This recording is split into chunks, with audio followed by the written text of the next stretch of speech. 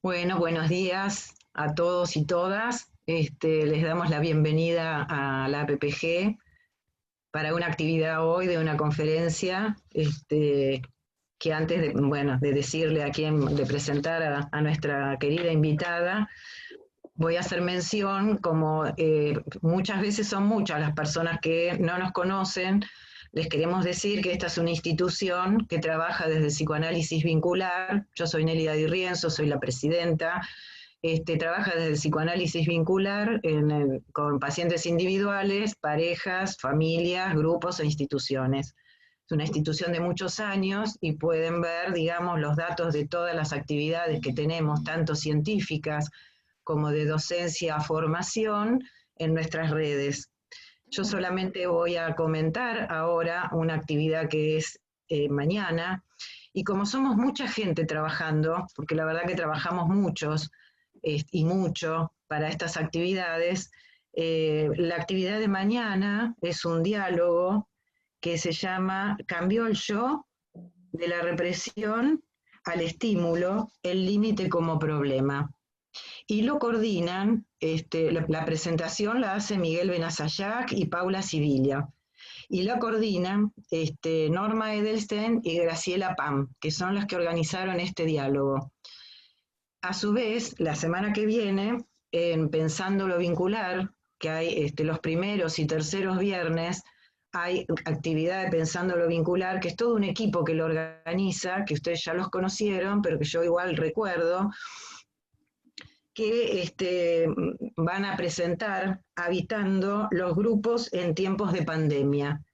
Y quienes presentan son un equipo, un grupo de nuestros espacios científicos, que son los expertise en grupos de nuestra institución, o podríamos decir los que más saben de grupos en nuestra institución.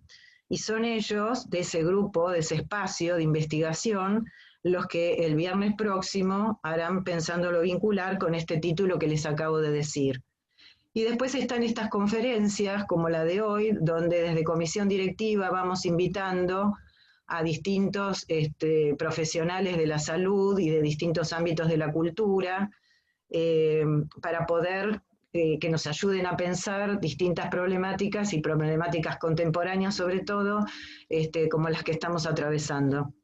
Bueno, y ahora voy a presentar a nuestra querida invitada de honor, Gisela Intoglich, que es doctora en psicología de UBA, que es codirectora de cursos y programas de posgrado en Flaxo, en Forum, en UBA, es miembro fundadora del Forum de Infancias y además es profesora invitada de universidades internacionales y autora y coautora de numerosos textos, entre ellos, uno que además recomiendo, En la infancia los diagnósticos se escriben con lápiz.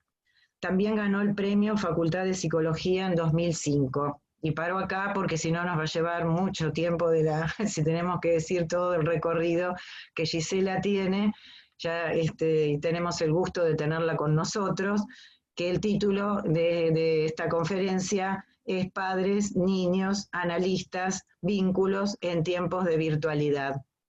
Bueno, Gisela, te escuchamos. Bueno, primero que nada, ¿se escucha bien? ¿Bien? ¿Sí? Sí, sí. Bueno, muchísimas gracias por la invitación.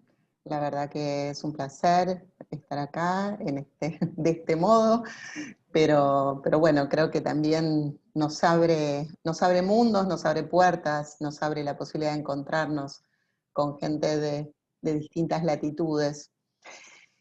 Y la verdad es que si me hubiesen pedido esta conferencia hace un año atrás, no hubiese sabido qué decir, ¿no? Sobre vínculos en juego en tiempos de virtualidad. Sí podría haber hablado mucho de los vínculos entre padres, niños y analistas, pero la verdad es que si hay algo que tenemos que reconocerlo a estos últimos meses es nuestra capacidad de aprendizaje, de cambio, de transformación y de transformación en lo que vamos pensando incluso, ¿no? Y pensaba, cuando armamos el título con Nélida, digamos, en esta cuestión de la virtualidad, ¿no? Entonces lo busqué en el diccionario, virtual, perdón, yo para ubicarme quiero saber hasta qué hora tenemos tiempo para el encuentro. Está sin micrófono. Ay, perdón. Ahora sí. Ahora sí, tomate el tiempo que quieras, porque igual hasta la 1:15, y después hacemos el intercambio, ¿te parece? Perfecto, perfecto. Yo para ¿Sí? ubicar los Si tiempos. Sí, necesitas más tiempo, nos decís. ¿Mm? está bien. No, no, estamos bien. Bueno, entonces decía que me puse a buscar en el diccionario que es virtual. Y virtual significa algo aparente, que no es real. Un objeto virtual es la proyección de un objeto real. Y entonces empecé a pensar, ¿no?, en esta cuestión y me preguntaba si es menos real en analista que trabaja desde la virtualidad. Si son menos reales nuestros pacientes con los que trabajamos, si son menos reales incluso sus cuerpos, si es menos real el juego. Digo, creo que este concepto de virtualidad, para los analistas sobre todo, era un concepto bastante degradado, ¿no? Era lo que se hacía si no quedaba otra, era una profunda discusión a si eso era psicoanálisis, si eso era una intervención, si eso era la transferencia, ¿no? Digo, muchas preguntas que circulaban, muchos que cuestionaban, ¿no?, con el dedito acusador a otros que empezaban a incursionar en distinto tipo de prácticas, digo. Entonces, me parece que esto nos invita, ¿no?, a poder reflexionar sobre eso que quizás muchos de nosotros que estamos acá decíamos que era imposible que sucediera, ¿no?, hace algunos meses atrás. Y pensando en esto, pensaba en, bueno, justamente las ventanas que nos abre la virtualidad en este momento, ¿no? Ventana proviene del latín, quiere decir, el origen es ventus, viento. En inglés es window, que viene de wine. Refiere a un respiradero. Una ventana es una abertura por donde pasa el aire. Las ventanas entonces nos abren mundos posibles, a nuevos aires que nos podrán permitir pensar de modos novedosos. Hoy, justamente, entramos por la abertura que nos posibilitan las pantallas, y mostramos y vemos mundos diversos a los que estábamos acostumbrados a ver y mostrar. Yo pertenezco a los privilegiados que tenían su consultorio en su casa, así que mis pacientes ven mi consultorio porque me quedo en casa. Pero bueno, a la mayoría no le pasa eso y están mostrando partes de sus mundos que antes no mostraban, ¿sí? Y también nos encontramos con partes de los mundos de nuestros pacientes que antes no veíamos. Muchos de nuestros pacientitos niños, parte de su juego es hacernos recorrer la casa, armar búsquedas de tesoro por toda la casa, escondidas, digo, se meten en lugares, ¿no? Y creo que eso en un punto nos muestra mucho más desde nuestra propia humanidad, ¿no? Entendiendo además que la neutralidad en realidad no existe. No somos seres neutros, somos sujetos atravesados por la época, por el contexto, por las cuestiones que nos atraviesan a todos. Y en ese sentido, la palabra pandemia, que es una palabra que no solíamos usar en nuestras vidas y que hoy está todo el tiempo, ¿no?, en un presente continuo. La palabra pandemia significa lo que afecta a todo un pueblo. En Aristóteles y Platón la utilizan para decir a lo que concierne a toda la gente, ¿sí? Entonces hoy estamos en una situación muy, muy diferente a otros momentos históricos, porque además en un punto nos pasa lo mismo que le pasa a nuestros pacientes, ¿sí? Nos atraviesan en muchas cuestiones las mismas condiciones. Y eso en un punto es inédito, ¿sí? Por supuesto que además a cada uno lo atraviesa esto de un modo diferente. Que la situación sea global no quiere decir que a todos nos afecte de la misma manera, pero lo que no podemos decir es que hay alguien por fuera de esta situación, que hay alguien que no esté afectado, ¿sí? Afectado en el sentido de los afectos que se juegan en esta situación. Todos estamos afectados, todos y todas estamos afectados por la incertidumbre, ¿sí? La incertidumbre de lo que va a pasar, la incertidumbre de si van a cambiar o no van a cambiar las cosas, y cuándo van a cambiar, si van a mejorar o no van a mejorar. Hace un tiempo un niñito me decía, muy furioso, nos mintieron, Gisela, nos dijeron cuarentena, y esos son 40, ¿entendés? 40, y ya pasó un montón de tiempo, y ni siquiera hay nombre para eso. Él estaba indignado con que no tuviera nombre, porque cuarentena eran 40. Y me decía, quiero mi vida de antes, extraño mi futuro. Esa frase me pareció impactante, ¿sí? En boca de un niño, además, ¿no? Esta posibilidad, entonces le empecé a preguntar, porque además nos pasa esto, los pacientes nos invitan a pensar cosas que no habíamos pensado antes, ¿no? ¿Qué quiere decir? ¿Qué quiere decir en la boca de un niño? Extraño mi futuro, ¿sí? Entonces él me explicaba, extraño cuando podía hacer planes, extraño cuando le podía decir a mi mamá, mañana quiero invitar a este amigo, pasado quiero ver a los abuelos y el domingo quiero ir a un parque, ¿no? Y me preguntaba en relación a eso, ¿cómo se tramita aquello que aún no tiene un significante que posibilite su representación? ¿Y cómo acompañamos entonces los psicoanalistas la tramitación de aquello que también para nosotros es muy difícil enlazar, porque lo estamos transitando al mismo tiempo que nuestros pacientes? Es decir, es un tiempo que no nos da tregua en un punto y que nos compele a tener que pensar y pensarnos y pensar al otro y pensar nuestra clínica mientras las cosas van sucediendo, ¿sí? Obviamente que si comparamos esto con cuando Freud escribió la mayor parte de su obra entre la Primera y la Segunda Guerra Mundial, esto es un chiste, pero bueno, ¿sí? Digo, no es que somos los primeros que esto no pasa, y obviamente hay cosas mucho más graves que han sucedido, pero bueno, este es inédito, esto así es inédito. No digo que sea lo más grave que le pasó a la humanidad, pero sí que le pasó, de esta manera no había pasado nunca. Entonces, justamente, Freud en 1932 decía que las situaciones de crisis extremas nos hacen encontrar a cada uno con su propia vulnerabilidad, y que el cristal siempre se rompe por las líneas que ya estaban demarcadas previamente. Y esto es lo que observamos hoy, o lo que yo observo hoy, en muchas de las familias que acompaño. ¿Sí? Quizás, no sé si me encuentro con tantas sorpresas, ¿sí?, en relación a situaciones que venían siendo determinadamente, pero sí a, bueno, a cuestiones que eclosionan, ¿no? Muchas consultas por separaciones que están transcurriendo en este momento, y cómo acompañar a los niños, a las niñas en esas situaciones, muchas cuestiones sobre todo de padres estallados, ¿sí? Yo acuñé un neologismo que es, estamos zumplosionados, ¿sí? Digo, hay un punto que está buenísimo el Zoom y está buenísimo todo lo que nos permite, pero cuando arrancaste a las 9 de la mañana y terminaste a las 11 de la noche con el último Zoom, no queda mucho resto, ¿no?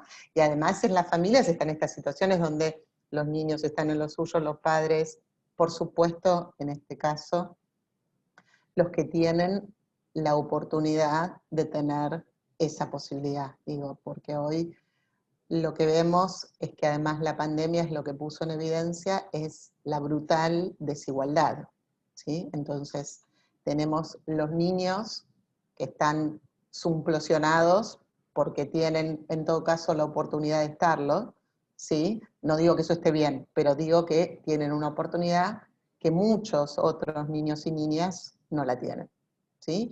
Y tienen apenitas una escuela en PDF, a duras penas, cuando alguien la puede bajar, o tienen escuelas y sobre todo docentes remándola contra todo y contra todos, haciendo lo posible y lo imposible para que de algún modo la escuela les pueda llegar, y utilizan recursos como el microescolar para mandar cuadernillos, y utilizan las radios del pueblo para transmitir. Digo, hay muchísimos docentes remando de un modo impactante, pero bueno, lo que muestra eso es la tremenda desigualdad, ¿no? En la que están muchos sujetos que estuvieron siempre, pero que ahora es mucho más evidente.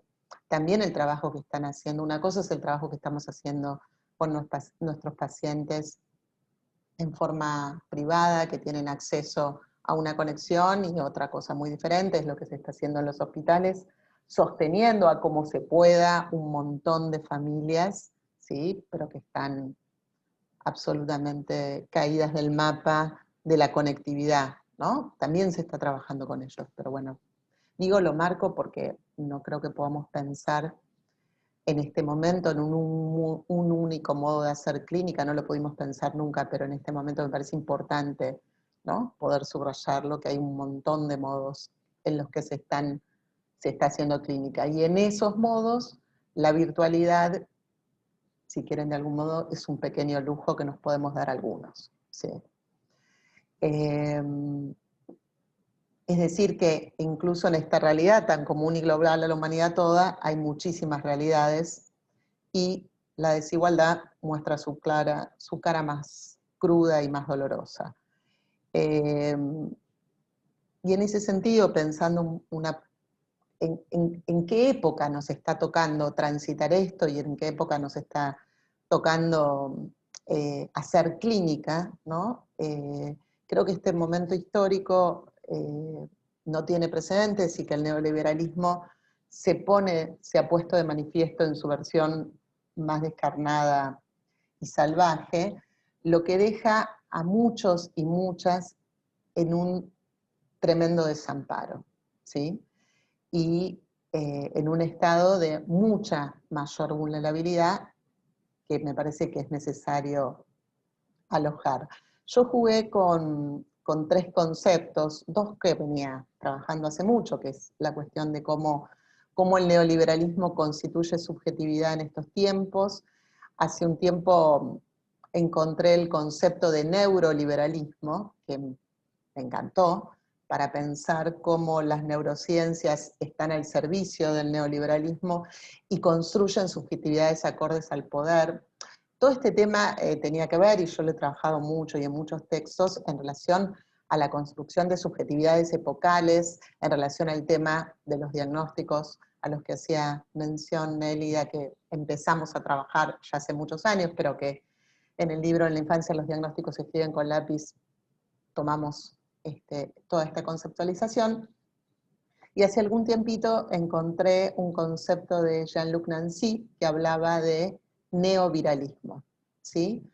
Y él decía, obviamente de este tiempo, ¿no? Una transcripción en materia de salud del neoliberalismo económico y social. Dejar librado a la suerte de cada uno, quién se salve, quién muere.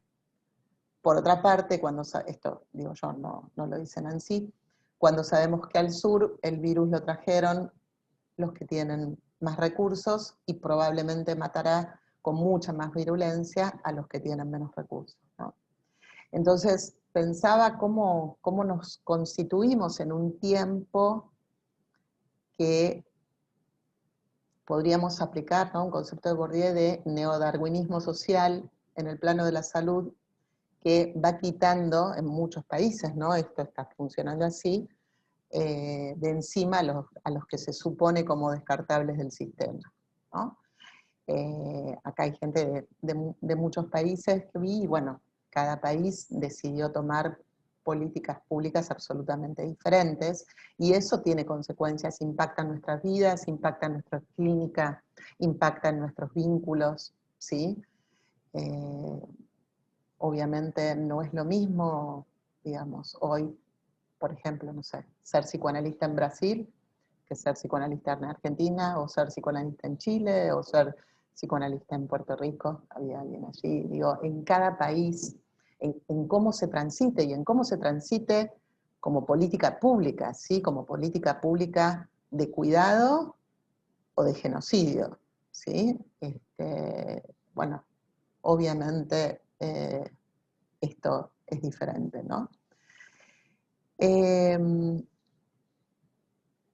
Yo hace un tiempo trabajé con algunos conceptos de la teoría del caos, uno de ellos tenía que ver con la impredictibilidad, y me parece que esto es una cuestión que nos atraviesa hoy, ¿no? A nosotros y a las familias que acompañamos, ¿no? Hay algo de este tiempo que es impredecible, ¿sí?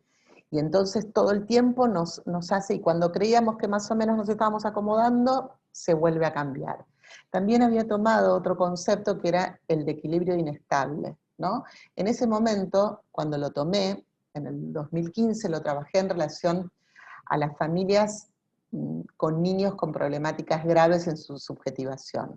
Y me parecía que era un buen concepto para pensarlos, y cuando lo estaba repensando en este tiempo, digo, qué ilusa, ¿no? Qué neuróticamente ilusa pensar que los equilibrios inestables son solo para aquellos que tienen problemáticas graves en sus procesos de subjetivación, ¿no? Cuánto digamos, cuánta ilusión hay en eso. Digo, si hay algo que nos enseñó en esta pandemia, como dice una paciente mía, retomando el título de mi libro, dice Gisela, en la infancia los diagnósticos se escriben con lápiz y en la adultez las agendas se escriben con lápiz. Y es cierto, yo tenía un montón de cosas programadas para este año que no sucedieron, sobre todo todas las que estaban ligadas a viajar, y todas las cosas que se fueron como cambiando, agregando, ¿no? Y produciendo. Pensando ahora en la cuestión de los vínculos en juego, ¿no? Y tomando esta idea de entrar por distintas ventanas en este recorrido que quería hacer hoy con ustedes, hay un artista español que en la pandemia se llama Pejac, que era un artista callejero, entonces invitaba a la gente a intervenir sus ventanas, porque era lo que se podía intervenir en cuarentena. Si lo buscan, tiene trabajos maravillosos de lo que hizo, y lo tomaba como una idea para invitarnos a jugar, ¿no? A jugar y a crear y a intervenir con la realidad para transformarla. Hace algunos meses sacamos un libro con algunos colegas del Fórum Infancias que se llama Con el mundo patas para arriba, ¿sí? Lo pueden buscar, está en internet disponible, es para chicos. Y también toma una canción que hizo Mauro Tesuri, que en función de algunas cosas que estuvimos conversando, que era Vamos a jugar con lo que hay. Pueden encontrar esa canción también en YouTube, si tienen ganas, está además en el libro. El libro se llama Y acá estoy con el mundo patas para arriba. Porque es esto, la verdad es que a todos el mundo se nos puso patas para arriba y empezamos a armar estrategias con lo que había, con lo que teníamos a mano. Muchos, por ejemplo, no tenían ni siquiera todos sus juguetes ni sus recursos porque no estaban en sus consultorios, algunos pudieron ir a buscarlos, otros no. Y empezar a jugar con lo que hay, ¿no? Y una de las cuestiones que me parece que es fundamental también es repensar el tema del encuadre, ¿no? Algunos analistas hasta hace poco tiempo eran como muy rígidos en el tema del encuadre. Y creo que hoy, al menos yo lo que aprendí, ¿no? Es que el encuadre lo construimos, y lo construimos en cada encuentro, ¿no? Y que el encuadre está en la transferencia, y que la transferencia transcurre donde la podemos armar, ¿sí? Básicamente porque además algunos pacientes y algunos analistas se habían quedado como, bueno, termina el paréntesis y nos encontramos, ¿sí? Y en realidad hoy lo que sabemos es que esto no es un paréntesis en nuestras vidas. No sabemos cuánto va a durar, tampoco en la de nuestros pacientes, mucho menos en la vida de los más pequeños, ¿sí? Hay niños hoy que ya, hay una generación que ya se la llama cuarentenial, ¿sí? Hay niños que, digamos, tengo pacientes, hermanitos de pacientes que tienen hoy 6 meses, 8 meses, que no han conocido al resto de su familia en 3D, ¿sí? Hay niños cada vez más metidos adentro de las pantallas, pero también, digamos, si bien el año pasado nosotros teníamos una campaña que era más juego, menos pantalla, hoy obviamente esa campaña es imposible de sostener. Sí creo que hay que seguir sosteniendo el más juego y menos pantalla en soledad. Creo que una de las cuestiones que más veo, sobre todo en relación a consultas con niños pequeños, es niños muy solos, muy expuestos a pantalla por adultos que están sin posibilidad de contenerlos, ¿no? Entonces, bueno, ¿cómo se hace para acompañar eso? Por otra parte, otra de las cuestiones que vemos son gurúes, ¿no? de que la pandemia va a traer epidemias, ¿no? Va a traer pandemia de enfermedades mentales. Y creo que es una irresponsabilidad, por un lado eso, acuerdo con el ministro de Salud cuando dijo que eso es marketing personal. Creo que los profesionales de la salud no podemos andar diciendo esas cosas irresponsablemente. Y creo que si pensamos que hay situaciones que habría que revisar, entonces tenemos la responsabilidad de proponer estrategias, ¿sí? Y no ver cómo decir, uy, se va a caer, se va a caer, se va a caer, oh, se cayó, ¿sí? Ok, si se cayó, venga a consultarme, ¿no? Me parece que hay un trabajo ahí que hay que hacer anterior a eso, que tiene que ver con la prevención. Muchas veces el psicoanálisis no se llevó tan bien con la prevención. Creo que hoy el trabajo de la salud mental tendría que estar muy ligado a eso. Para eso hay que armar un ¿sí? Entre los distintos profesionales. Me gustaría ahora compartir con ustedes una viñeta clínica, una viñeta que transformé, ¿sí? Porque bueno, estas cosas circulan un montón, pero bueno, me parecía que sí íbamos a hablar de niños, analistas, vínculos, al menos yo necesitaba pensarlo a través de una viñeta clínica con ustedes, pero bueno, para poder compartirla en este mundo que ya es tan abierto y tan plural, ¿no? Me parece que es necesario, digamos, cuidar mucho la intimidad de esa familia, de ese paciente, y entonces uno transforma datos. Consultan los padres de Etelvina por su hija de 3 años que no habla, ¿sí? Esta es una consulta, digamos, muy común en la actualidad y en la actualidad de niños pequeños. Esta consulta se produce 2 semanas antes de que empiece la cuarentena, ¿sí? Hace un año que Etelvina está en tratamiento con una fonoaudióloga. Ella la había derivado a una neuróloga por las dudas, ¿sí? Este motivo de derivación cada vez más frecuente, ¿no? El por las dudas. No sabemos las dudas de quién, ni para qué. Como dice mi amigo Miguel Toyo, como dice, ante cualquier médico consulte a su duda, ¿sí? Pero parece mucho esta cuestión de por las dudas, ¿no? Una consultita al neurólogo a nadie le hace mal, ¿no? En esa consulta de un encuentro, la neuróloga les dice que podría ser TEA el niño, ¿sí? A la niña, perdón, trastorno del espectro autista. Y abre la puerta a que ingresen todos los espectros. La madre está sobrepasada de angustia, ya leyó todo acerca del TEA, porque una vez que alguien dice, quizás, tal vez, a lo mejor, TEA, por supuesto que mucho antes, ya cuando la fonoaudióloga dijo, lo derivo por las dudas a fulana de tal, especialista en TEA, digo, no hay mucho más, ¿no? El padre intenta tranquilizarla al mano, la fonoaudióloga la llena de ejercicios y tareas que la madre cumple obedientemente, o al menos lo intenta, ya que su hija se resiste muchísimo. La hace grabar videos y enviárselas y las corrige todo el tiempo. Por supuesto que todas las explicaciones por todo lo que no hace la niña es que, y bueno, como que cada cosa que la niña no hacía era la confirmación de que no lo hacía porque era TEA, ¿no?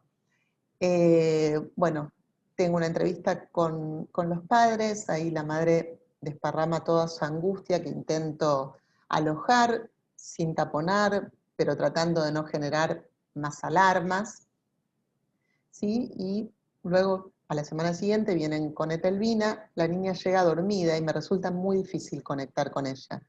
Vienen a la mañana, pero bueno, llega muy dormida. No me mira, no me habla, me da la espalda activamente. La madre, obviamente, ante cada gesto de Etelvina, va como subiendo y se le ve subiendo su angustia, ¿no? La madre no puede contener su frustración, su pánico ante la confirmación de todos sus fantasmas. Dado que vi una situación como muy difícil y que no iba a poder trabajar y que la amenaza de cuarentena estaba próxima, hago algo que no había hecho nunca, y además porque como venían como cancelándome pacientes, y bueno, eran esos días raros, les digo que se vayan a la casa, le den de comer, se vaya a dormir y vuelvan a la tarde. A la tarde llega una niña sonriente, la espero con una pelota muy grande en la mano. Está por ahí. Ahora voy. Le tiro la pelota, me la devuelve. Empezamos a armar como alguito ahí de vínculo. Y hacía mucho calor, era marzo, hacía mucho calor. ¿Se acuerdan cuando nos prometieron que no iba a haber coronavirus porque hacía mucho calor? Y hacía mucho calor ese día y prendo el ventilador. En un momento prendo el ventilador. Cuando prendo el ventilador, la nena se queda mirando el ventilador, ¿sí? Pensé para mis adentros, cagué, ¿sí? La madre iba como el agüita subiéndole, ¿no? Por los ojitos veía como... Entonces, decido apagar el ventilador. Pero si lo apagaba y sin más, no iba a hacer mucha diferencia, o me preocupaba que se pusiera a llorar porque apagué el ventilador. Decido apagar el ventilador y le empiezo a gritar al ventilador. Le digo, ¡uy, se apagó! ¡Viento! ¡Vení, vení! Etelvina, ayúdame, soplemos para que vuelva el viento. Y ahí me mira, casi les diría por primer momento, porque había jugado conmigo, pero no me miraba. Me mira, yo creo, pensando, esta está más loca que yo. Entonces le pido que empiece a soplar para que venga el viento. Los padres se enganchan en esa situación, empiezan a soplar, prendo el ventilador, ella se empieza a reír, apago el ventilador, los invito otra vez a soplar, y empezamos a hacer un juego con ese ventilador, ¿sí? Se empieza a reír y empiezan a aparecer otras posibilidades, ¿no? Después ponemos música para que el ventilador baile y bailamos todos con el ventilador.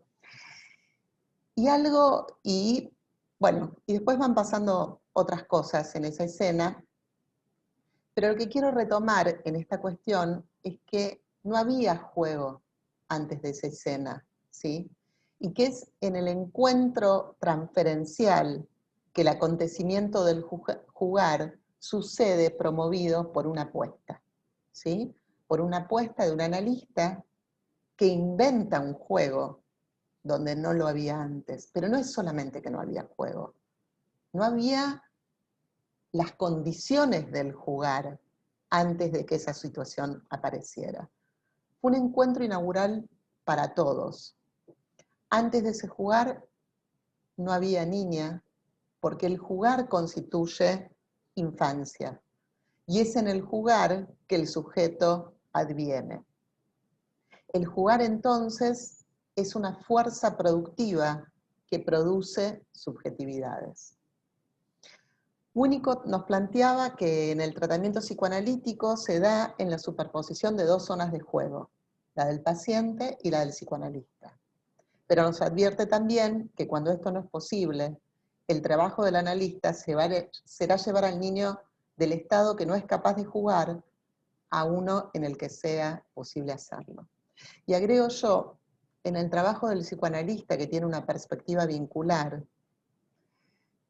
el trabajo no es solamente con ese niño o con esa niña. No había en general, en estas situaciones no hay posibilidad de juego a nivel familiar, sobre todo cuando el espectro del TEA empieza a significar todo lo que está pasando en la vida de ese niño, de esa niña, y en la mirada que se tiene sobre esos niños y esas niñas, porque no se espera que los niños con TEA jueguen, ¿sí? Se los adiestra para que jueguen, pero no hay juego. Ese adiestramiento no es juego. Para jugar nos tenemos que involucrar todos en esa escena lúdica que nos atraviesa y nos transforma. Tenemos que inventar, pero además, en el caso de analistas de niños y niñas pequeños, tenemos que inventar las condiciones para que ese jugar sea posible. Es una apuesta que tiene como condición la ilusión, que crea la experiencia del jugar. No se trata de juguetes, no se trata del juego y sus contenidos. Se trata de la experiencia misma del jugando en el entre. Y me gusta el jugando, que en realidad es el título original del libro que acá se tradujo como Realidad y Juego, que es Playing and Reality, ¿sí? Que, bueno, porque no, como que no quedaba quizás bien el jugando y la realidad, pero creo que en realidad es mucho más el jugando que el juego, ¿sí? Porque el juego es un producto, el jugando es una experiencia, y es una experiencia que creamos en ese entre, en ese proceso, en ese encuentro. No hay juego posible, entonces, además, cuando los padres están en posición de evaluadores constantes o terapeutas de sus hijos, que es mucho de lo que se promueve hoy en este tipo de tratamientos cognitivo-conductuales, ¿sí? Que el padre sea coterapeuta. Yo no quiero un padre, una madre coterapeutas, ¿sí? Quiero padres y madres implicados, ¿sí? En la crianza, en el jugar, en el vínculo, ¿sí? Pero no en el vínculo terapéutico. Entonces, el jugando, en ese sentido, en el abordaje vincular, es un texto escrito entre varios, ¿sí? No es un guión que existe previo al encuentro, se construye, se va construyendo en ese encuentro. Algunas veces en ese jugar se producen acontecimientos imprevisibles. En el jugar como acontecimiento emerge una verdad del sujeto que no existía antes de inventar la escena lúdica. Para Badiou, el acontecimiento es azaroso, imposible de ser anticipado fuera de esa situación singular. Cuando se produce, algo esperanzador se habilita. Si bien hay azar, también hay espera activa por parte del analista. Una espera que sostiene, que está atenta a ese detalle, a ese momento en el que se puede introducir la novedad, a esa nueva forma de tomar un elemento trivial y transformarlo en acontecimiento subjetivante. Por supuesto, esto no lo puedo planificar, no lo puedo poner como objetivos, ¿sí?, a desarrollar. Es ese gesto, esa mirada, como dice Carlos Clear, ese gesto mínimo que, si estoy atenta, me permite tomarlo y enlazarlo. Que por supuesto no sé cómo va a devenir. Que algo que yo proponga se transforme en jugando depende de un montón de circunstancias, pero implica sí esa apuesta activa, ¿sí? No se trata de una espera pasiva, no se trata, perdonen algunos, de hacer el muerto. Si hay algo que no necesitan nuestros niños y niñas es que estemos muertos, y mucho menos ahora, ¿sí? Creo que se trata todo el tiempo de una actividad, pero es una actividad con el otro, no por el otro, ¿sí? Es una espera en muchos momentos que es activa, que construye, que arma, ¿sí?, subjetividad. Y en ese acontecimiento, por otra parte, siempre emerge algo novedoso, que no estaba allí antes de ese encuentro. La singularidad no tiene cálculo, nos sorprende. El acontecimiento siempre es algo por venir, pero a condición que alguien apueste por su posibilidad de producción. Comienza la cuarentena, ¿sí? Empiezo un trabajo, obviamente, por videollamada con los padres, en principio, y trato de sostener a estos padres para que puedan sostener a esta niña. Hay una psicoanalista brasileña, María Kupfer, que habla de el holding del holding. Me parece un concepto maravilloso, y me parece un concepto maravilloso para este tiempo, ¿sí? Cómo nosotros como analistas entonces sostenemos, ¿sí?, en ese al holding para que pueda ser holding con esos niños y esas niñas. Y no solo me refiero al sostener a los que sostienen en relación a los padres, también en muchos casos cuando trabajo con equipos interdisciplinarios, sostener al equipo, sostener en la escuela para que puedan sostener a esa niña o ese niño. Empiezo a trabajar, recorremos los fantasmas maternos, ayudo al padre para que pueda contener la angustia de esta mamá, entrelazamos qué tiene que ver esto con la historia de esta, sobre todo de su mamá. Propongo que haya menos correcciones y más conexiones entre ellos, más conexión vincular. Que partamos de lo que Telvina puede y que trae, y dejemos de mirar sus déficits. Revisamos la estrategia terapéutica, ¿sí?, en relación al lugar de la fonoaudióloga, al lugar de la neuróloga, que ya estaba proponiendo medicarla para que la nena se adecúe a las terapias, ¿sí? Digamos, o sea, en vez de revisar cuál es la propuesta, lo que se intenta es modificar las conexiones neuronales. En vez de modificar las conexiones vinculares, se intentan modificar las conexiones neuronales, ¿no?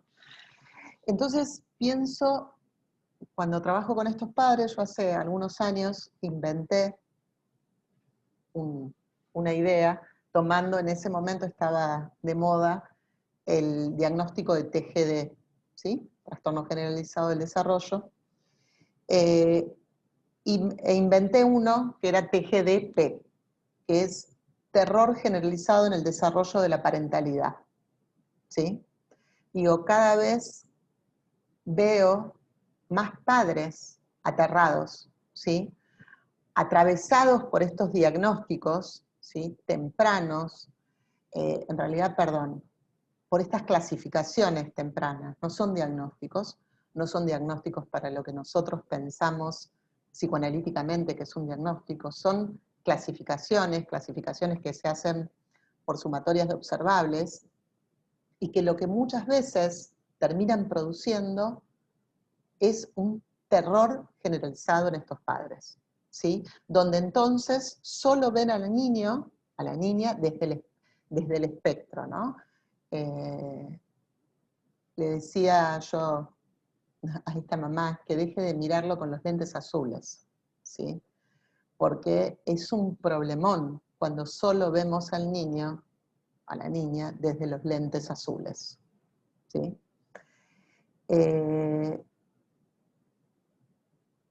Es un terror generalizado a que su hijo esté atacado por un espectro que, una vez que aparece, abduce a los padres y a los niños y a su nombre propio, y devuelve una etiqueta clasificatoria con un paquete de indicaciones, acciones, manuales de procedimiento y especialistas que se ocuparán de cada uno de los defectos encontrados en la maquinaria, que lo único que hacen es robotizar a los niños, a las niñas, a sus padres, rigidizar y aterrar a los padres y sumar un engranaje infinito a la maquinaria patologizadora, que además generalmente viene acompañada por un certificado único de discapacidad, porque además para llevar adelante todas esas múltiples terapias que supuestamente hay que llevar adelante, es imposible hacerlo, digamos, que una familia pueda cubrir esos costos. Entonces aparece la maravillosa solución, que es un tramitecito con un certificadito, que si te lo digo en diminutivo, parece que te engrampa menos, ¿sí? En lo cual, digamos, ese niño, esa niña, queda discapacitado para que entonces lo podamos capacitar con múltiples terapias para entrar en el mundo del capacitismo.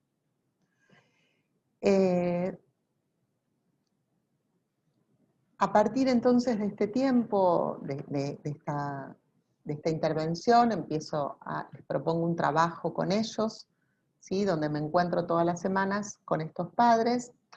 Cada vez que me encuentro, o sea, un ratito antes, ellos le cuentan a Etelvina que nos vamos a encontrar y le invitan a sumarse. En algunos momentos Etelvina se suma a la videollamada, en algunos momentos se queda afuera, en algunos momentos aparece después, en algunos momentos está a un costadito. Vamos armando entre todos esa posibilidad de encontrarnos, ¿sí? A veces elige aparecer en la pantalla, a veces jugamos, a ver si puedo, a ver si sale esto. Les tiro alguna burbuja. ¿Le llegó? No. Esto hace mucho que no lo estoy usando. Ahí fue la burbuja. A veces le puedo tirar burbujas porque le encantan las burbujas. A veces aparece algún títere que nos saluda, ¿sí? Y entonces despacito, despacito, Etelvina como desde el costado de la pantalla y tímidamente va apareciendo y nos encontramos y la saludo y me transformo y puedo jugar, ¿sí? Y vamos inventando, la verdad es que vamos inventando en cada encuentro cuál va a ser la posibilidad de encontrarnos. No hay un modo preestablecido de encontrarnos, ¿sí? Hay una invitación a ese encuentro y en el caso de la niña aparece y desaparece en la pantalla. A veces su desaparecer en la pantalla es parte de un juego que vamos armando, y armamos la escondi videollamada, ¿sí? A veces jugamos acá está, no está, a veces cantamos, digamos, pero básicamente lo que aparece, lo que está, es una apuesta de trabajo, pensando que el territorio de la transferencia se construye en el vínculo más allá y con los dispositivos, ¿sí? Este territorio es siempre colectivo y singular. Nos atraviesa y constituye mientras nos vamos configurando. Se construye en ese encuentro que va siendo mientras lo recorremos, mientras lo habitamos, mientras nos vamos constituyendo analistas, niños y padres. Para ir cerrando con esta primera parte, para poder abrir a los encuentros, pensaba algunas ideas, ¿no? En relación a algunas de las cosas que se están diciendo en este tiempo. Muchas personas están utilizando la metáfora de la guerra para pensar esta época, y a mí me parece que no nos ayuda como sociedad esta metáfora, que es peligroso, ya que corremos el riesgo de que se considere al otro como un enemigo, del cual nos tenemos que defender. Y es cierto que tenemos que mantener distancias de cuidado para prevenir contagios, pero eso no es lo mismo que poner al otro como nuestro atacante.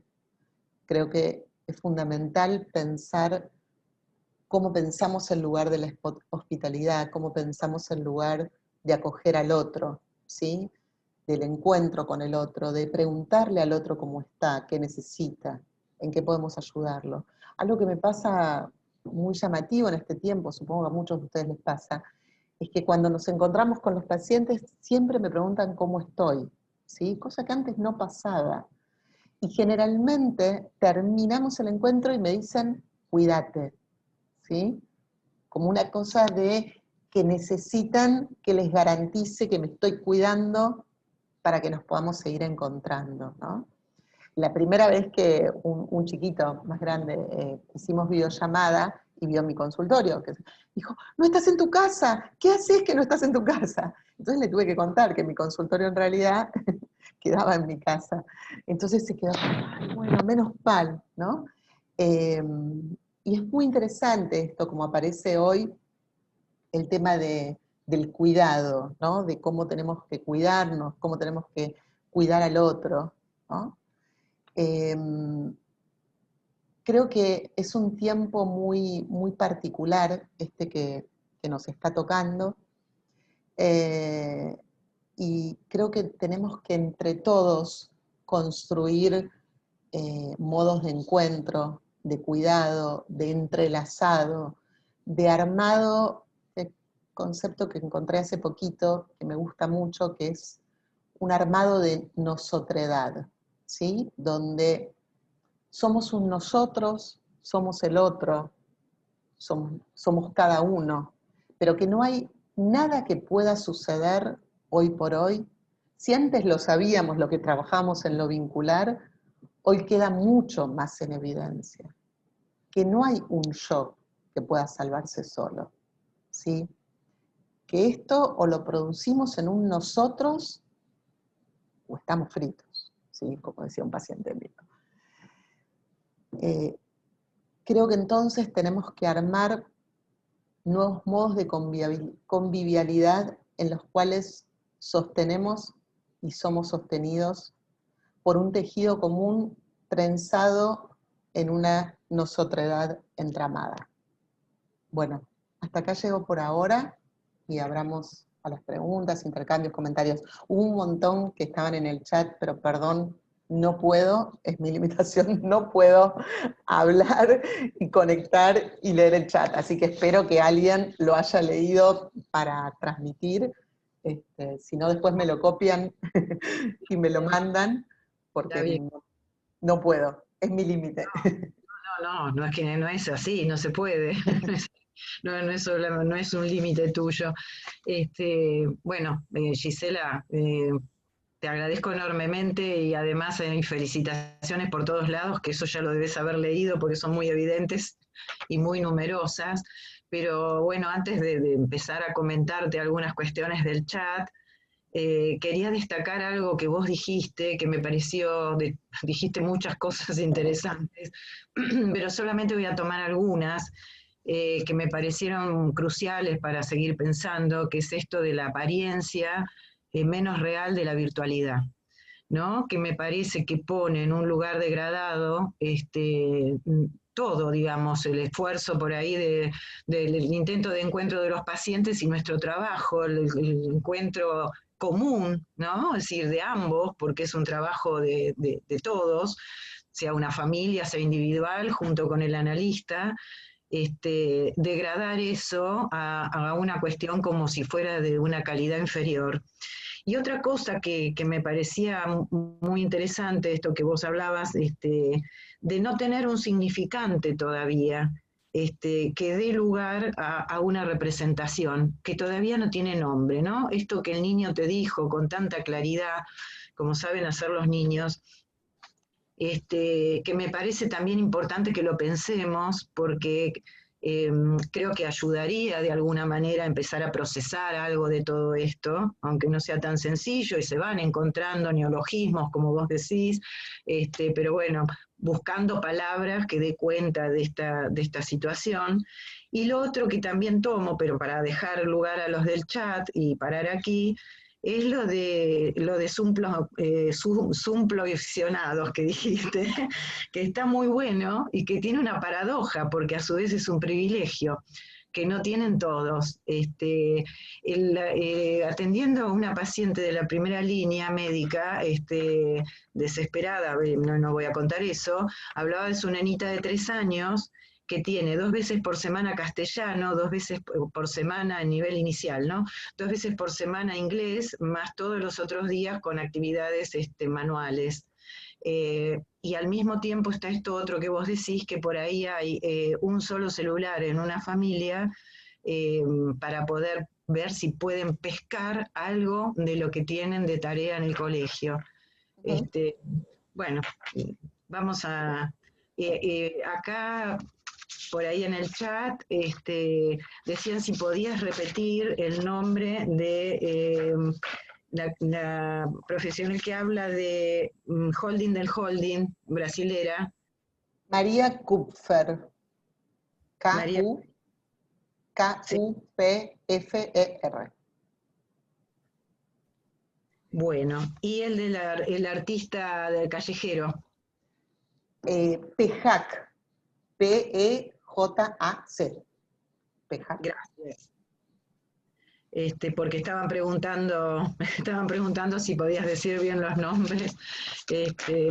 Bueno, a ver, muchos están diciendo, aparte de que es un placer escucharte, que les interesaba que ampliaras un poco esto de lo de más juego y menos pantalla, eh, pero que lo diferenciaste de un tiempo de soledad, ¿no? Porque me parece que hay mucha pantalla por las actividades del colegio, para algunos, o con encuentros con familiares, o porque no ven a los abuelos, pero lo que vos señalabas precisamente era un cierto riesgo, me pareció entender, en relación al tema de los tiempos de pantalla en soledad de los chicos, donde los padres por ahí están desbordados y le dan en la pantalla para que se entretengan, ¿no? Si querés ampliar algo de eso o te digo algo más, como vos quieras. No, no, si querés hablamos de esto y después me pasas Vale. otras cosas.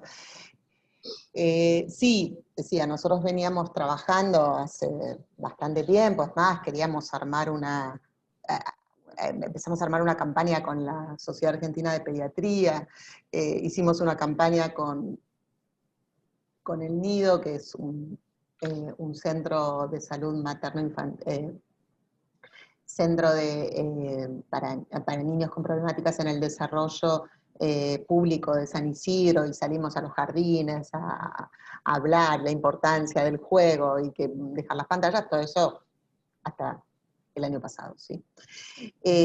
Pero lo que veo hoy por hoy, sobre todo con niños pequeños, ¿sí? Hay muchas que me aparece en mis consultas, que aparecen muchísimo en las supervisiones, tanto, y no importa la clase social, porque ahí lo que difiere es la marca de la pantalla, pero la verdad es que hoy la gran mayoría de los chicos tienen alguna pantalla accesible, ¿sí?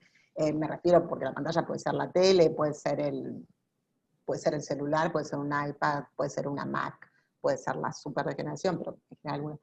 Y que lo que vemos en este tiempo mucho más es los niños, y sobre todo niños pequeños, muchas horas, incluso la pantalla que queda prendida cuando duermen los chicos. O sea, no hay descanso para el cerebro, con todo lo que eso significa en un cerebro que se está constituyendo. Y cada vez aparecen más consultas de niños que no hablan y niñas que no hablan, ¿sí? Entonces, la primera cuestión que se hace, niño no habla, va a fonoaudióloga. Digo, nada, o sea, digamos, el lenguaje se construye en un vínculo, y en un vínculo con un otro humano, ¿sí? Obviamente no es lo mismo si el nene está en una pantalla, no sé, jugando con su abuela, la abuela le está contando un cuento, jugando con su tío a la escondi videollamada, o armando, o comiendo juntos a través de una pantalla, que el niño que está, niños muy pequeños estoy diciendo, con YouTube, encadenando videos, ¿no? Hace un tiempo atrás, creo que fue el año pasado, o el anterior, que fue lo de este momo, ¿no? Que les aparecía esta imagen a los chicos de terror, ¿no?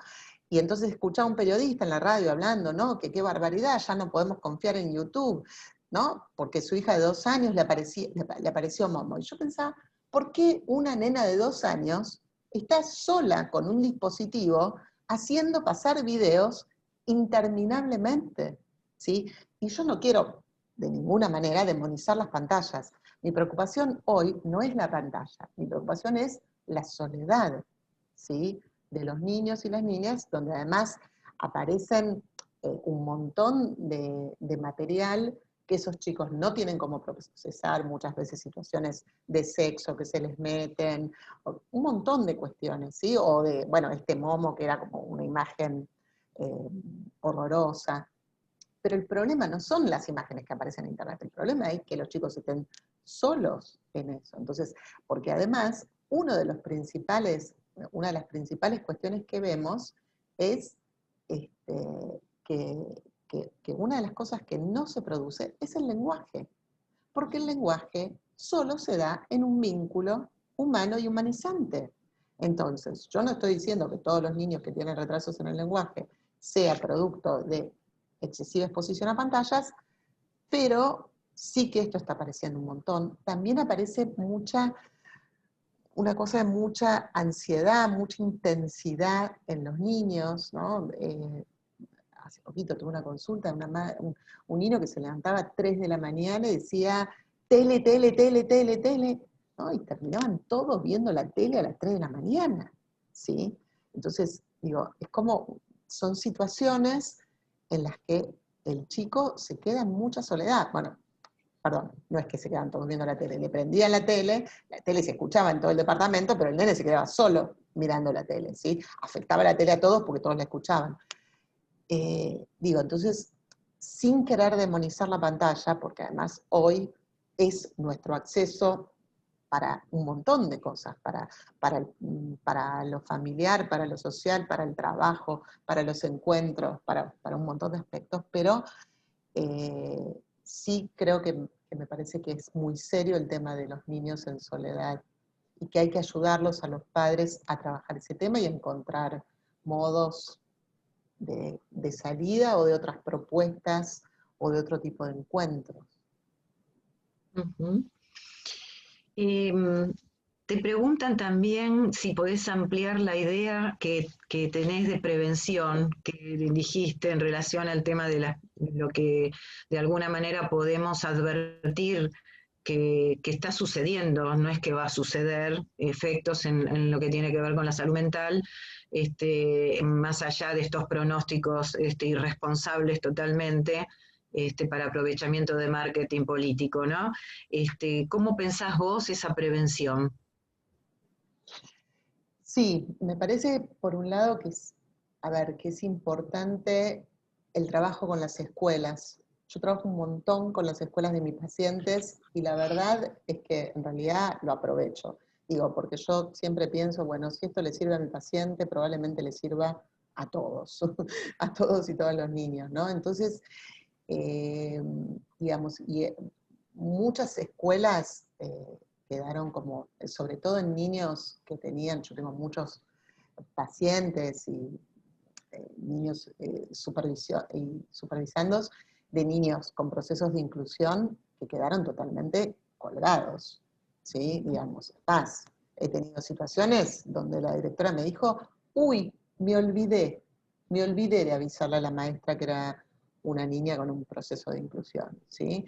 Claro, entendamos que en Argentina esto pasó, o sea, la cuarentena empezó a 2 semanas de comenzar las clases, con lo cual es cierto que hubo cosas para las que no hubo tiempo, ¿sí? Pero bueno, de ahí haberse olvidado es otra historia. Pero digo, yo muchas veces uso el canal, ¿no? De, bueno, contactarme con la escuela por mi paciente y ya que estamos, te digo algunas ideas que a mi paciente le podría decir, porque en definitiva, digo, no es este el objetivo de este encuentro, pero yo trabajo mucho los temas de inclusión y en definitiva creo que las buenas estrategias de inclusión le sirven a cualquier pibe, ¿sí? Y que en realidad de eso se trata una buena estrategia de inclusión.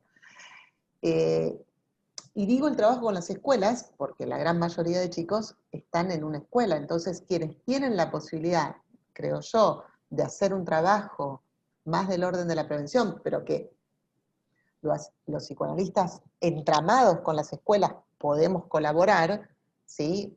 Ya sea porque nos llamen para supervisiones, charlas, capacitaciones, pero también para que ellos hagan ese trabajo, para mí tiene que ver con, con la posibilidad de alojar lo que nos está pasando. Creo que, digo, para mí la escuela no tendría que estar tan preocupada por los contenidos y más preocupada por ser continente, ¿sí? Y digo, me parece que ahí, si nosotros podemos ayudar a pensar sobre esos trabajos, ¿sí? De cómo acompañar a los niños y niñas en este momento. Yo siempre digo, yo quiero trabajar para no tener que trabajar tanto, ¿sí? Yo no, cuando me llegan al consultorio, es tarde. Digo, yo quiero trabajar para que en realidad lleguen menos, perdón, ¿no? Digo, por el gremio, pero bueno, yo quiero que lleguen menos a los consultorios. Quiero que estén, digamos, que haya espacios antes que atajen las cosas, para que, digamos, los chicos padezcan menos, ¿sí? Y un espacio donde estas cuestiones se podrían atajar, ¿sí? Es la escuela. Entonces, quizás si nos enfocamos menos, digamos, si enfocamos más lo vincular en estos tiempos, o también, digo, no sé si más, pero también lo vincular en relación a los vínculos, ¿sí?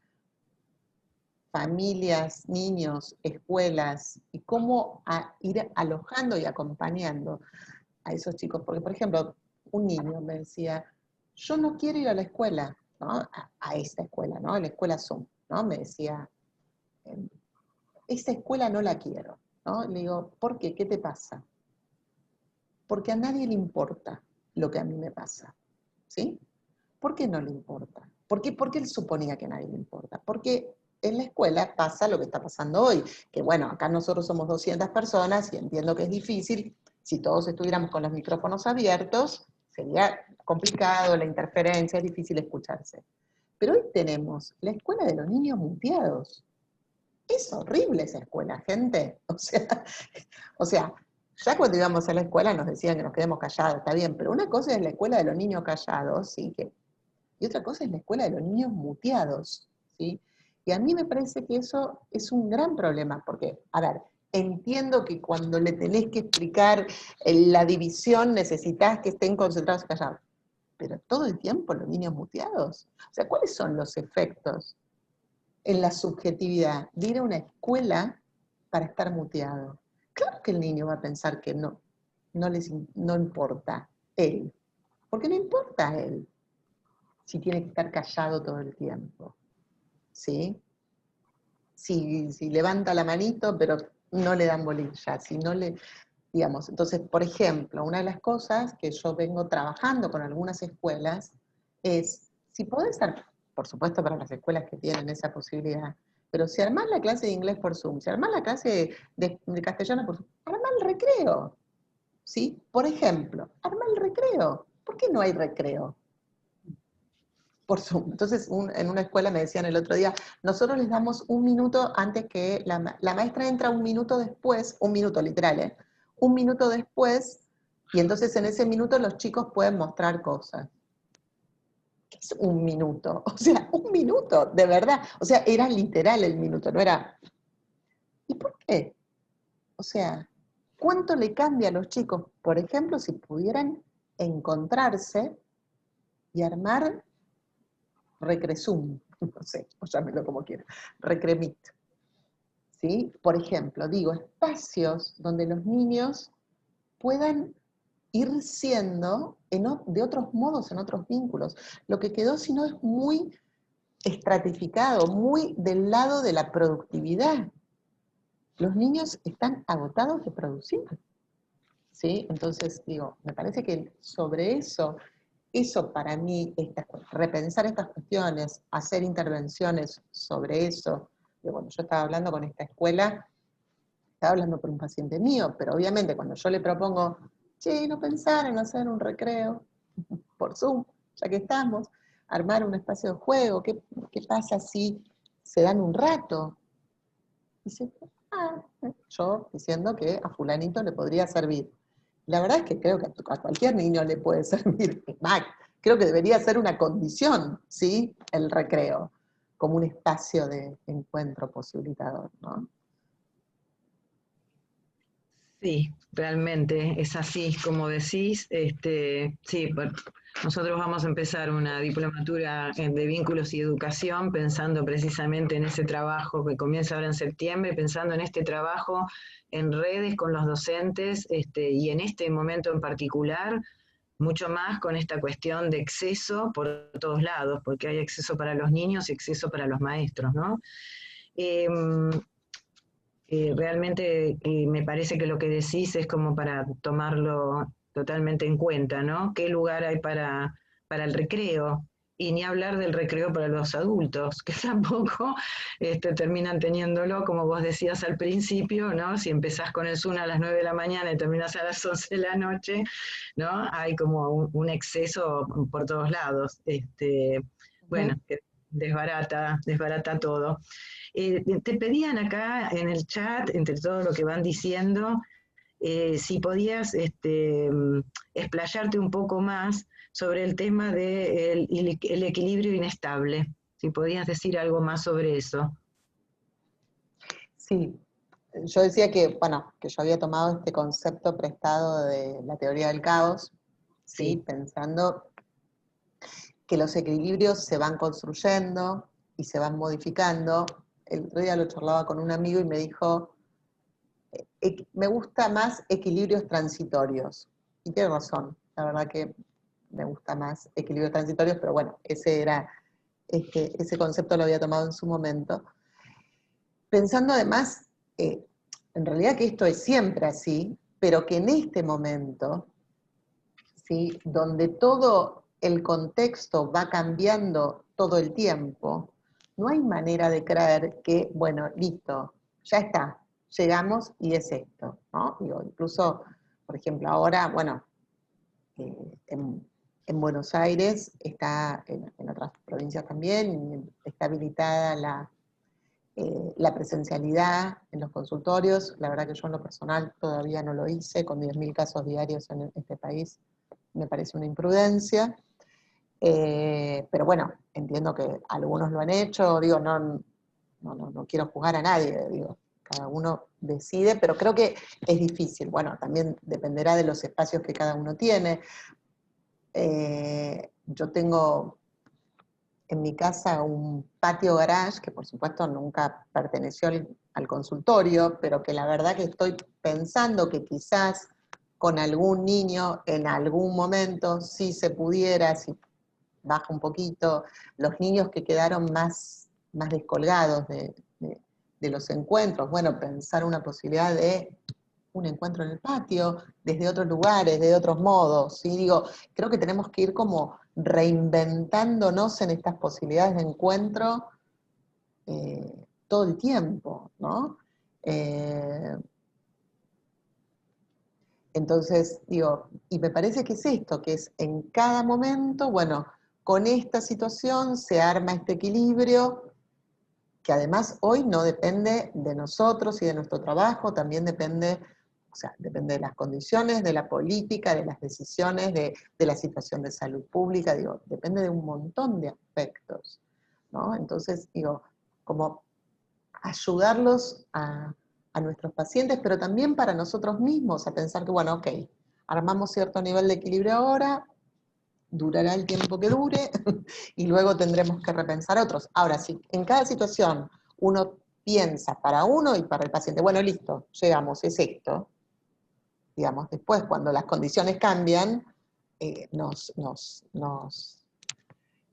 desestabiliza, no solo a nuestros pacientes, sino a nosotros mismos. En cambio, si nosotros pensamos, bueno, es un equilibrio transitorio, que en realidad, en definitiva, la vida siempre es un equilibrio transitorio. ¿Sí? Digamos, solo que quizás a los, como le gustaba decir a Silvia Bleichmar, a los normóticos, ¿sí? Teníamos la ilusión de que no, de que nosotros, que lo podíamos tener claro, lográbamos equilibrios y esos equilibrios eran sólidos y duraderos. Bueno, creo que si hay algo que nos hizo aprender la pandemia es que no, esto no es así. ¿No? Bueno, también te preguntan si vos notaste cambios en los vínculos con el tema de la virtualidad, o sea, si advertiste alguna diferencia o algo que te llamara la atención con respecto como a un efecto de la virtualidad en los vínculos de los abordajes que vos hacés, porque cuando ves a los padres y a los niños en relación a cuando eran presenciales, ¿no? ¿A los vínculos conmigo como analista o a los vínculos entre ellos? Es la pregunta. Ambos. Eh, sí, cambiaron, sí, sin duda cambiaron. Digo, creo que, a ver, creo que es importante esto pensarlo, ¿no? No es simplemente que cambiamos el dispositivo, ¿sí? No es que, bueno, era exactamente, de hecho, bueno, en una...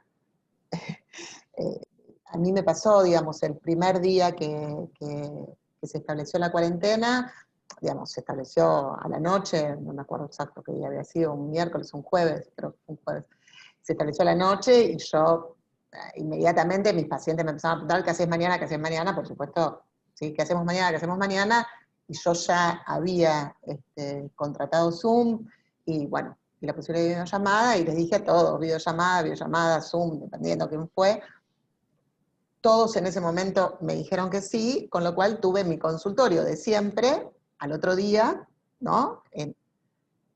Terminé, terminé agotada, terminé mareada, o sea, tenía un mareo al principio, que me levantaba la silla, terminé entumecida, o sea, no, yo estoy loca, o sea, no, ¿qué hice? O sea, no, esto no es simplemente traslado el dispositivo, ¿sí? Esto lo tenemos que repensar, ahí dije, bueno, me tomo unos días, veo cómo organizo esto, porque así no, de esta manera no, y porque además, obviamente, digamos, con los adultos era una historia, con los niños era otra, con los niños pequeños era otra, y teníamos que inventar modos de encontrarnos. Entonces creo que no es lo mismo el vínculo, pero, como vos subrayabas, Nélida, no lo degrada, ¿sí? Lo transforma, no lo degrada.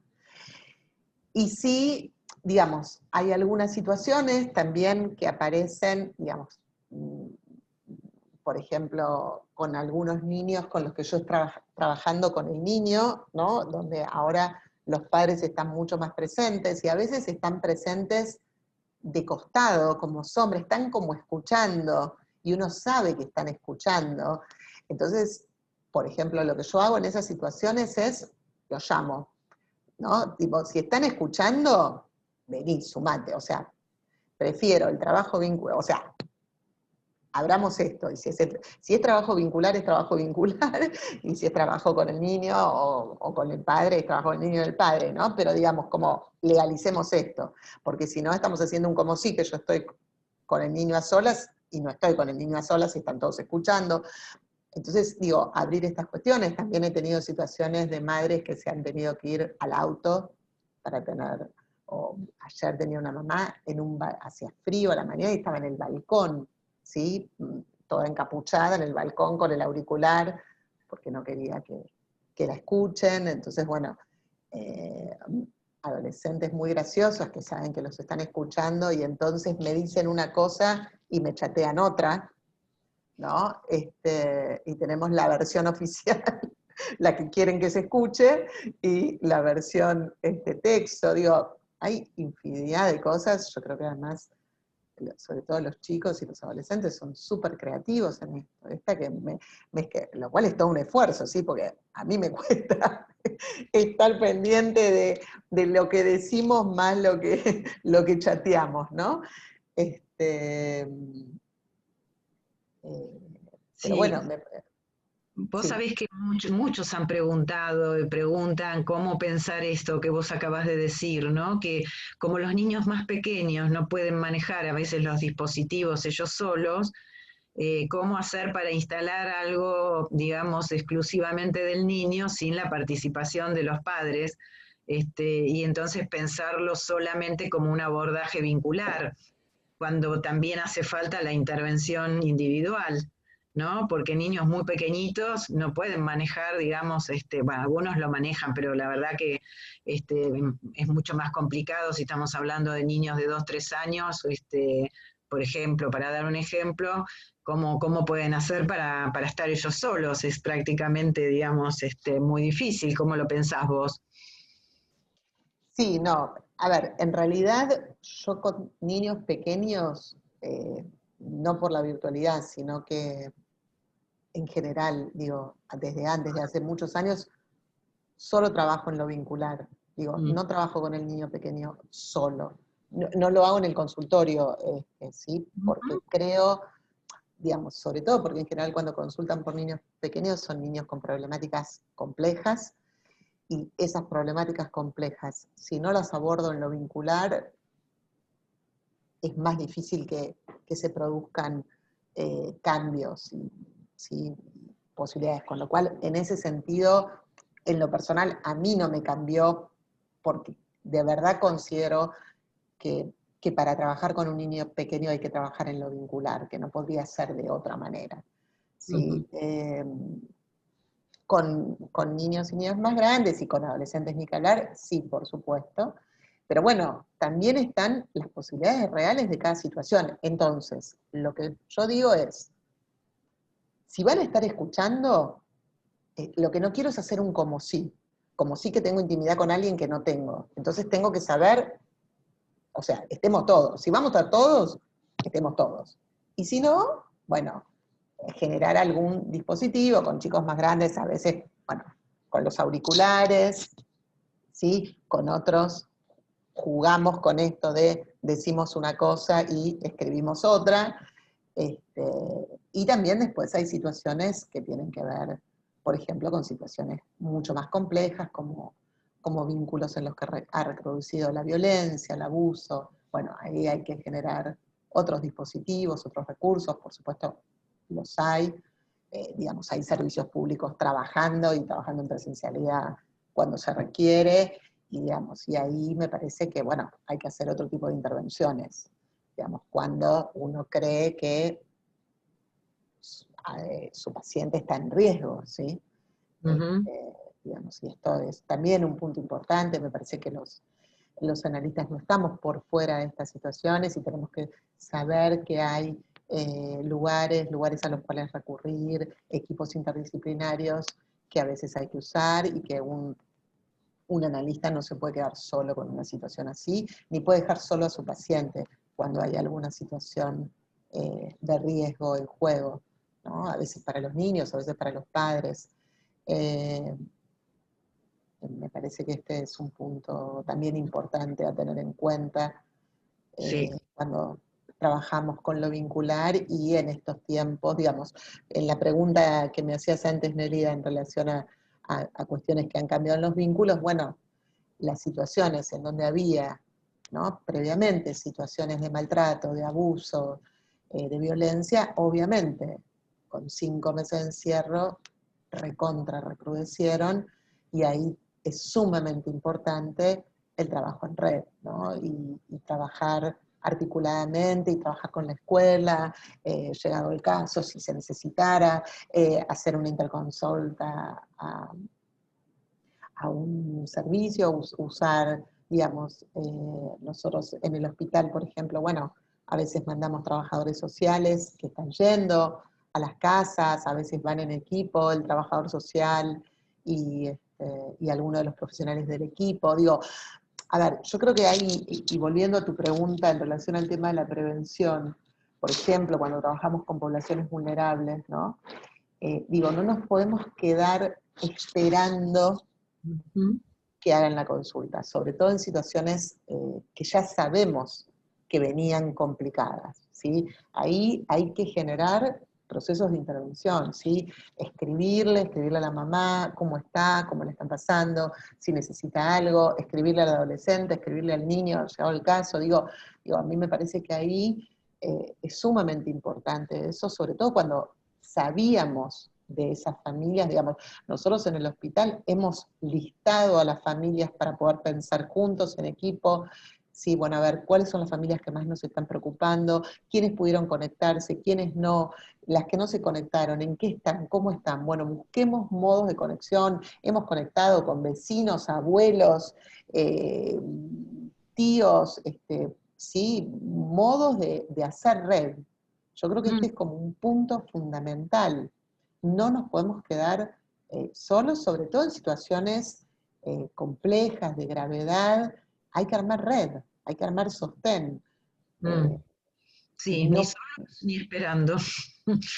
Este, sí, por eso hablaba de esto de, en mm, algunas situaciones, de la espera activa, que no es hacer por el otro, pero no. sí es hacer con el otro, ¿sí? Y ayudarlo al otro cuando además está entrampado en ciertas situaciones que muchas veces incluso están naturalizadas, ¿sí? Muchas veces está naturalizado el maltrato en los vínculos, y en la cuestión de la pantalla lo ves mucho más, está Ujú. mucho más expuesto a eso.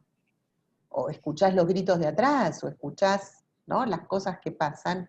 Bueno, ahí hay que ver qué se hace con eso. Ujú.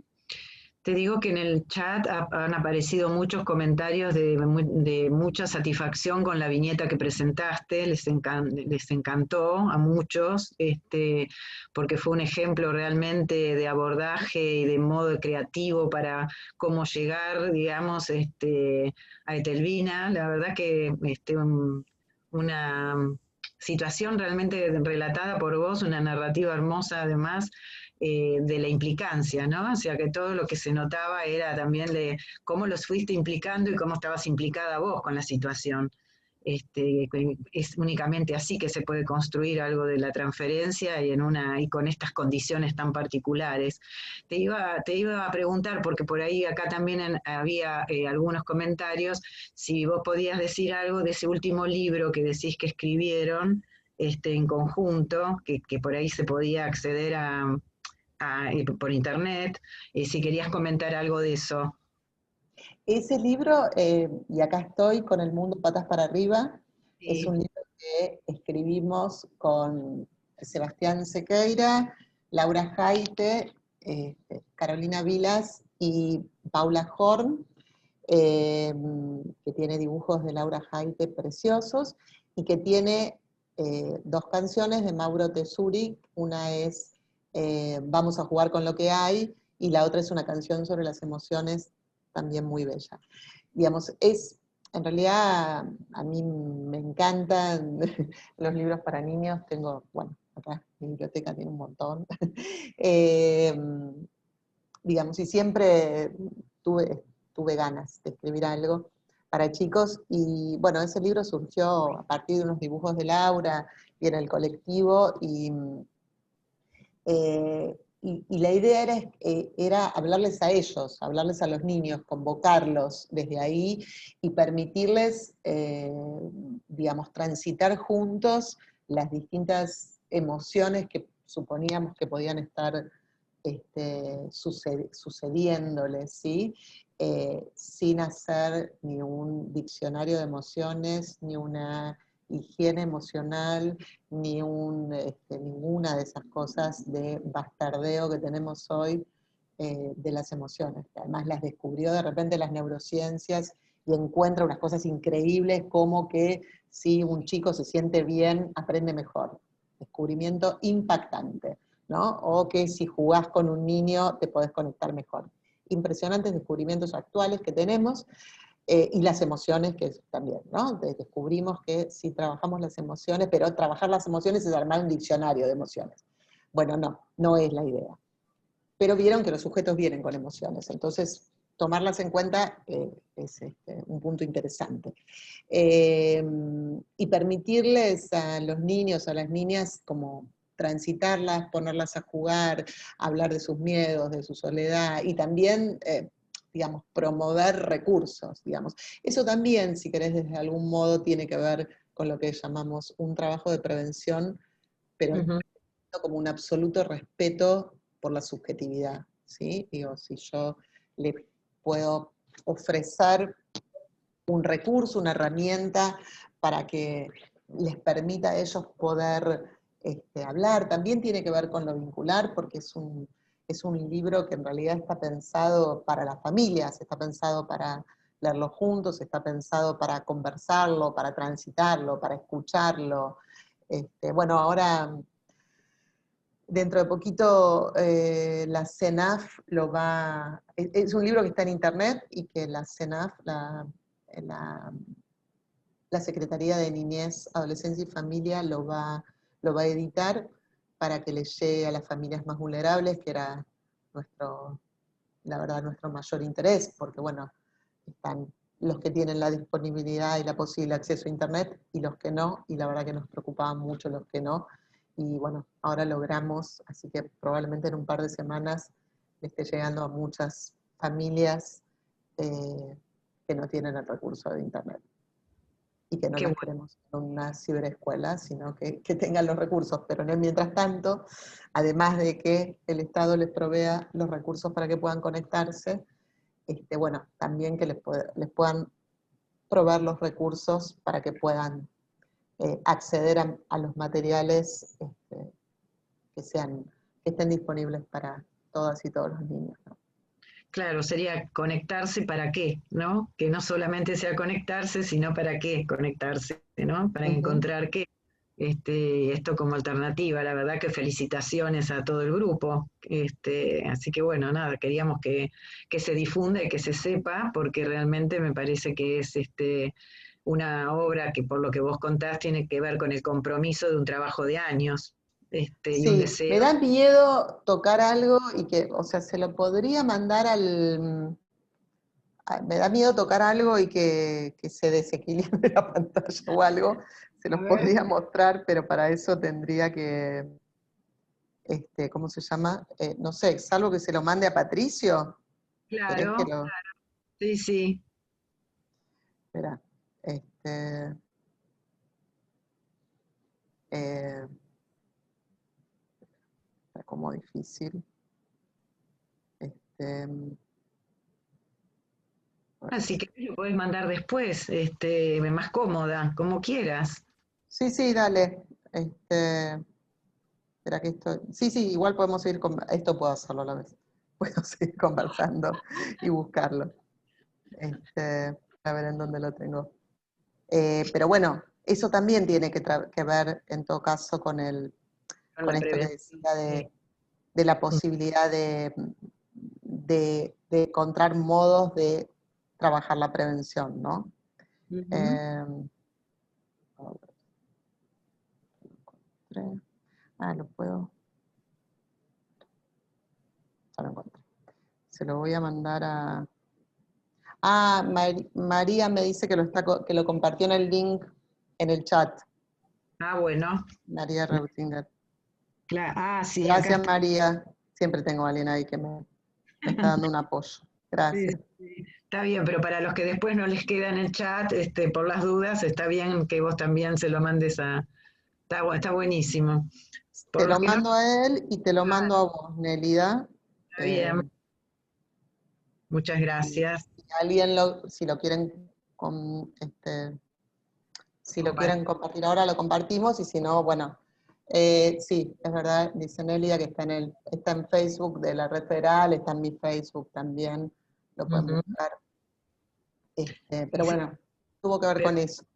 claro, pero lo interesante es que vos nos contaras, vos misma fuera la que nos contaras lo que movió a producirlo, ¿no? Y que tiene que ver con un resultado de todo un recorrido, de todo un pensamiento alrededor de lo que lo que son las infancias, ¿no?